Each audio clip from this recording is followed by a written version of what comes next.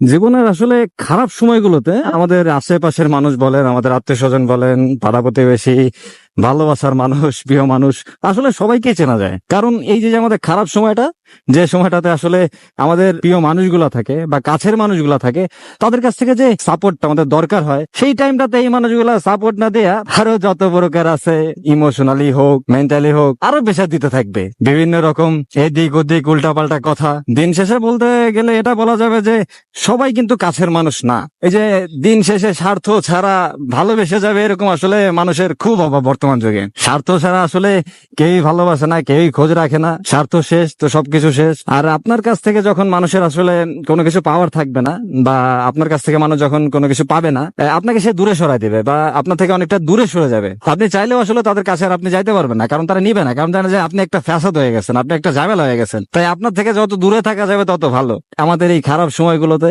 একটা জিনিস কি, যে যারা আমাদের সবসময় আমাদের আশেপাশে থাকে, আমাদের আশেপাশে থেকে আমাদের প্রিয় মানুষ হয়ে থাকার যে নাটকটা তারা কন্টিনিউ করে যায়, তো সেই সব মানুষগুলোর আসলে আমরা হাতে নাতে ধরতে পারি ওই টাইমটাতে, যে হ্যাঁ তুই আমার আসলে কাছের মানুষ নাকি আসলে দূরের মানুষ, এটা আসলে তখনই বোঝা যায়। তো জীবনে খারাপ সময়টা আসা দরকার, কারণ মানুষ চিনতে হবে। ভুল মানুষদের আসলে জীবনে আশেপাশে রাখা যাবে না, কারণ এরা একটা ভাইরাস, যত থাকবে তত আসলে আপনার জীবনটা ক্ষতি করবে। আস্তে আস্তে আস্তে আস্তে করে আপনার জীবনটা শেষ হয়ে যাবে, কারণ আপনি এদের উপরে ভরসা রাখবেন, কিন্তু আসলে দিন শেষে এরা আপনার ভরসার মূল্য দিবে না।